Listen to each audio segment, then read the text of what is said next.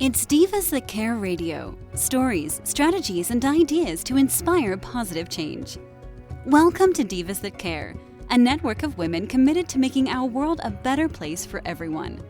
This is a global movement for women, by women, engaged in a collaborative effort to create a better world for future generations. To find out more about the movement, visit divasthatcare.com after the show. Right now, though, stay tuned for another jolt of inspiration. Well, hello, everyone, and welcome back to the Divas That Care. My name is Candace Gish. Well, we're so excited that you've joined us today. We're really excited because we guest Rhonda. And I am so excited to be talking with her because we've got a great topic today, honestly. If any of you have some issues with sleep, this is the show you want to be listening to.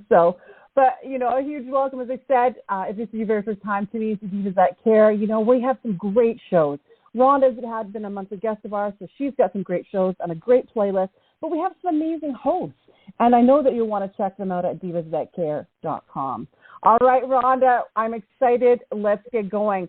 All right, would you mind introducing yourself, my friend, to all of our new listeners today? Absolutely. Thank you again for having me. I'm excited. We're into the fall season, so I'm sure we'll have some good hot topics. So I am a nutrition and lifestyle coach as well as a personal trainer. And really, I provide custom coaching for women that are looking to put their self-care and their health overall back at the top of their priority list. This is a great time of year to be having conversations about self-care because through the summer, we tend to sort of let things slide a little bit. And hoping people that are having the opportunity to sort of regroup. And I help women do that with my one-on-one custom coaching. And when I say custom, it really is custom because it's not, a program that I sort of put you through the paces of. It's really about you and your lifestyle and what's going to work for you as an individual and finding solutions to your self-care that will take you well into the future because we have developed strategies to integrate the self-care into your life based on you as an individual. You are unique and therefore deserve a unique approach, and that's what I provide for my clients. And that's why we love having you. And for all of our listeners, Rhonda does it you don't have to do it overnight. It's like baby steps. It's great. And you use the people around you for your support network and everything else. And I think that's what I really love about the things that you teach us is that, you're really incorporating, as you mentioned, our lifestyles, what we have in front of us. It doesn't matter where we're living or what resources we have. You really integrate that together. Absolutely. It needs to be, we need to take a hard look at what your lifestyle looks like. Everyone has different jobs. We have different family situations. We have, different health challenges that we deal with, financial constraints, all sorts of things that factor in how well or what the approach is to how we take care of ourselves. So I'm very aware that it can't be cookie cutter, and I want to, stress to people that regardless of your personal situation, and it might sort of sound, seem helpless that you can't, take better care of yourself. There's always ways to make small changes, and like you said, we take baby steps to make sure that we're taking the best care of you so that you can feel amazing every day. Amazing. And today we're talking about sleep, and my gosh. Okay, so why is this important? I don't know. One of the things people ask, well, how many hours of sleep should a person be getting? How does this all work? So I'm excited because I would love to hear your thoughts on this. Yeah, so sleep is one of those things that I find it's so interesting because, if you're a parent out there, we're so focused when our kids are little about getting their sleep. We know it's important that, babies and kids get their sleep because it doesn't really go well if they don't get enough sleep. They're cranky and miserable and, hard to get along with. But the same thing goes for when we're adults. And I just find that, when I'm coaching clients and people I talk to, for some reason, sleep tends to become less of a priority as we get older. We sort of think, oh, I don't need as much sleep. I can cope on 5 or 6 hours, or, I'm not a good sleeper, and it's not going to get better. And I encourage people to take a different approach and really put sleep at the top of the priority list because you asked a great question about why does it really matter? Other than the fact that we know we don't feel good, like we're tired, right? When we're kind of dragging our butts as we go through our day when we're tired. And no one wants to live like that. But the fact of the matter is that when we don't sleep, there are bigger consequences to our health, right? And if I can sort of simplify it, when we don't sleep well, we we end up making, we're not able to make good choices when it comes to us not going to make good nutrition choices when we are tired, right? We are not going to be motivated to go and move when we are tired. So those two things have implications. Is it like that fog feeling that you have? Yes. Yes. And tell me, like, how driven are you to do anything except the bare minimum when you are tired, right? And there's bigger implications when we have sustained periods of inefficient sleep. Then there's a hormonal issue, right? We tend to release, I don't want to get too technical, but we release cortisol and ghrelin, and these hormones do not work in our favor. It actually causes us to store more fat, and for our metabolism to slow. Again, we're not going to be making good choices around other areas of our life and our health. So it's really important, and I consider sleep to be sort of the foundation for self-care, because if we don't have good sleep and good sleep habits, then the other pieces of our self-care can't really fall into place as effectively as we would like. So it needs to be, it's one of the things that I focus on first with my clients. It doesn't mean it's going to, be fixed overnight. I don't have a magic wand that I can wave and suddenly you sleep, 7 to 9 hours of, a night, which is really the ideal sort of range for adults. And some people might be going, oh my gosh, 7 to 9 hours, I could never get that much. Well, if we start to make it a priority, we can aim that amount, right? I think that's the thing. We become sort of like things that we can do to improve not only the quality of our sleep, but the amount of sleep we're getting. And do you find, too, that then people are less quick to get angry, too? They're feeling more calm, more relaxed. Yeah. They're able to, we talked about the fog, but you're able to make better decisions. Like you were saying, the people around you seem to be happier because you're not so, it's bad to say, you're not so high strung then. Yes. Yeah. It impacts our mood, certainly. Like I know if I don't, have enough sleep and I'm going to be short with my kids and, I'm not going to be sort of as engaged with my clients. It rolls over into all areas of your life and your health, and it matters. And I encourage everyone listening to really, focus on sleep. And that doesn't mean, I'm just going to go to bed, close my eyes and really hope that I can sleep better tonight. No, there's actually things that we can do to make sleep more of a priority, but it starts with acknowledging that, okay, I'm not sleeping as much or as well as I would like to, and I need to figure this out because it matters. So question for you is, if people like to have naps during the daytime, does that affect the overall thing? Is that a good thing? Like, what are your thoughts on that? Yeah, napping it's not bad, but it can certainly impact your sleep at nighttime, right?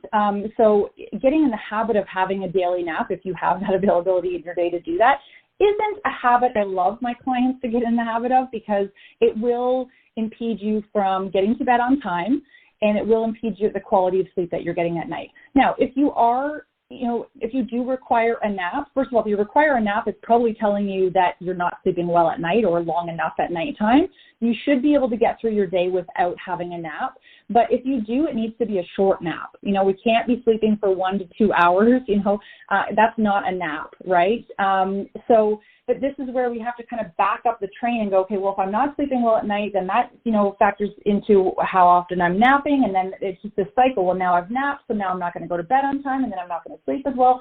And it's this vicious cycle, right? And I think that instead of napping, there are other things that I'm sure we'll get into in a minute that we can do to make sure that we have better quality of sleep at nighttime so that it's less necessary to take a nap during the day. Which makes a lot of sense. And I'm assuming now we're going to be talking about preparing for sleep and, kind of getting into that routine of things. Yeah, and you said the exact word, the routine. It has to be a routine. Again, if I go back to when for all the parents out there, and really if you're not a parent, it's still sort of common sense. We all like to have a routine for our child before we put them to bed, right? We, go upstairs, we have a bath, we do pajamas, we do story time, and we're leading up to the act of sleeping, right? And the same goes for us as adults. We can't just sort of shut the laptop or be running around doing errands and then immediately go up to bed and expect ourselves to be able to go to sleep, right? It doesn't really work that way. So the first thing I would say is that we need to have regular bedtime and regular wake-up time. And that includes on the weekends too. I know we like to sleep in a little bit. We don't need to be as structured, but a rough, timeline that is the same every single day So our body gets used to that routine and that schedule. If one night we're going to bed at midnight, and then the other night we're tired, we go to bed at 9, and then one morning we wake up at 6, and the next we wake up at 10, our body kind of goes like, okay, what's going on here? When am I supposed to be sleeping and when am I not? So I would encourage you to create a routine for yourself around the time that you go to bed and the time that you wake in the morning, because we don't want to sort of miss our window. Our body has a clock, and it likes that consistency. So making sure you sort of have that regular routine for the times that you go to bed and wake up is really important. That would be my first thing that I would recommend. Rhonda, what would you suggest, though, for people that are shift workers? Because we do have a lot of our listeners that, unfortunately, they either do like a night shift and then they switch to a day shift, or, and that plays havoc on their health also. So do you recommend anything for them? Yeah, 100%. That's a whole different, ball game. Really, it really is. It's a tough scenario. I have a husband that used to do shift work, and it's tough. And I think that it's getting into a routine during the time where, say, you are on nights and you're up in the day or sleeping during the day, having a routine for that. If you're working the day and you're, asleep at night, then you have a routine for that. The time in between where you're switching shifts, there needs to be a routine for that. There's almost like different routines for the shift that you happen to be on, right? And it's really, again, this is where it comes down to the individual. Whereas if I'm working with a client and they're a shift worker, we would explore that. We would do a deep dive. And this is where I said we don't want to ignore it and just say, well, I'm a shift worker, I'm not going to sleep well. We have to figure out what is the optimal time for you to be going to bed, for you to be waking up, so that you can feel good when you are at work, if you have some sort of, unusual schedule, as opposed to sort of the 9-to-5 type of work. It's coming up with a custom schedule for yourself that works for you. But in order to do that, we have to understand, if you're not getting in the morning and then, yes, coming right home and going straight to bed probably isn't work for you. I have a husband that comes home at 7 in the morning now from work, and he doesn't go right to sleep. He can't. He's too wired. But we can have a routine that, okay, when I come home, maybe I do a workout or I do something, maybe I'm reading for a little bit, and then I get into the routine of going to sleep. But that goes for people that are sleeping during regular sort of normal, quote unquote, hours, is that we want to make sure that we're having a routine to set ourselves up for a good night's sleep, or if you're sleeping in the daytime, then a good day's sleep. Things like not eating too close to when we're going to bed, because the process of digestion is extremely challenging for the body. So when we're sleeping, our body should not be focusing on digestion. It should be focusing on all of the other housekeeping items it likes to do while we're sleeping. Making sure you're active enough through the day, you're eating, well enough through the day. Those things impact how you sleep as well, regardless of whether you're a shift worker or not.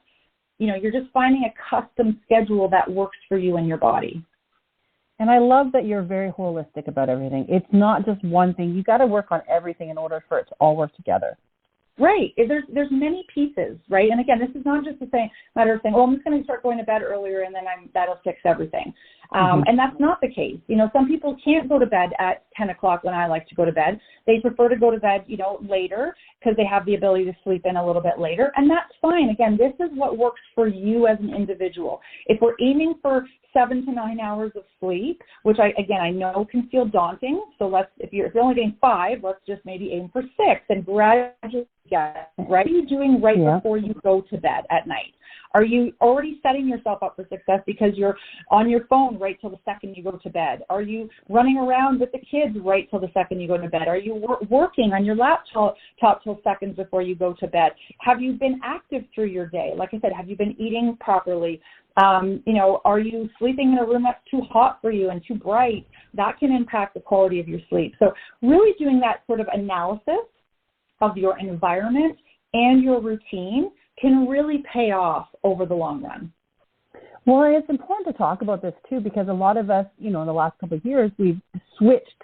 Sometimes some of us are working from home now full time, and we don't necessarily think about all of this. And it does really affect our overall health. That, if we're working from home, we think that, okay, we just can get up, we can start working, and we're not actually putting the other things in, making sure that we're eating properly, making sure that we're doing the exercise, going to bed at a proper time, because we're stuck in our little rooms, right? Yeah. No, it's a very good point. You're absolutely right. And we expect that when we lay down our head to our pillow at night, that we should automatically be able to just go to sleep. And that, for a lot of people, is not the case, right? But if we were to, like I said, sort of do the analysis based on your lifestyle, and if you're at home because of, everything that's happened and your routine has changed, it's analyzing that new routine. What does your new lifestyle look like, and how can you better set yourself up for success when it comes to sleep, right? And I will mention, you could do all the things sort of right, if you will, that I'm talking about, and still have difficulty sleeping. And I think it's okay then to take the next step of getting in touch, whether it's with your doctor, it's with a naturopath, because there are very natural remedies that we can utilize to help us and assist with sleep. But just to say that I'm not a good sleeper and this is just how I am, and I'm not progressively improve the quality and quantity of our sleep, we just need to be asking the right questions, seeking out the assistance that we need, and then we can start to see some progress in that area. It might not ever be perfect, and that's okay, but we want some consistency around good sleep, because we know, again, I said this at the very beginning, it impacts how we live our life, the decisions that we make, and how we feel. No one likes to be tired. It's not a good feeling, right? We all want to be able to be alert and energetic and feel amazing so that we can live our best life. And I just encourage people not to ignore it. And if it means you need to go to the next step beyond what I've some of the habits that I've talked about, go see your doctor, enlist a naturopath or someone that you trust in the medical field that will be able to give you some more concrete, information or supplements or something like that might be able to assist you. Well, and it takes a team, right? If we can't just do this by ourselves. And that's what I like about you, is that you really suggest some great things for obviously for our listeners. And it's great because we've talked about that in the past, about, creating that team of individuals around you and how they can support you, because just like with everything else, we can't do things on our own. I could never have done the Divas That Care on my own. I need that team of individuals in order to make things happen.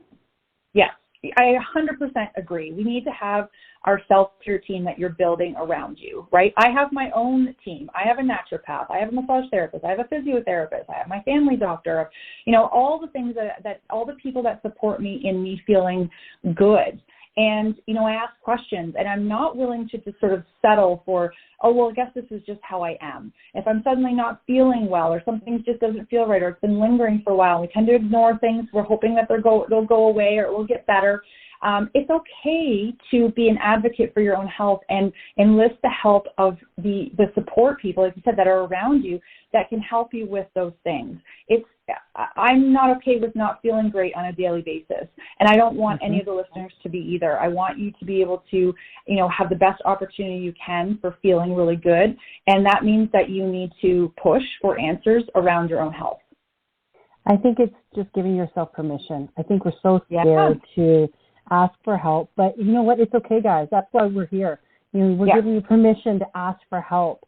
There's so many great individuals out there that want to support you in, your overall health. And Rhonda is an amazing woman for you to get in contact with. And Rhonda, I want to, just before we're going to be talking about a few other things, but make sure, like right now, how can our listeners get a hold of you?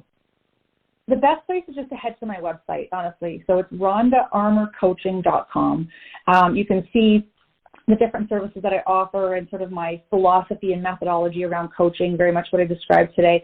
And on there, you can reach out via email. You can just sort of put your name and stuff in the little box. You can have a complimentary consultation if you want to chat. There's never any pressure to commit to anything to coaching with me. I always want to make sure that it works for the individual, but that's the best spot to sort of start so that you can see, again, a little bit more about who I am and what I have to offer. And then we can just chat. We can chat over the phone. We can chat, over Zoom. We can chat over email, whatever you're comfortable with. Please reach out. I don't want people to struggle, and whether I'm the right person for you, that is to be determined. But it just starts with a conversation. So reach out. I'm happy to chat. I love that. Thank you so much for doing that. All right. So, Rhonda, we've talked about the importance of sleep. Do you have any suggestions, any kind of tips and tools in regards to sleep that our listeners can take away today? I would first, because it can be overwhelming to be like, oh my gosh, I'm going to tackle my sleep. So I would start with a regular bedtime and a regular wake-up time. Let's start there for today.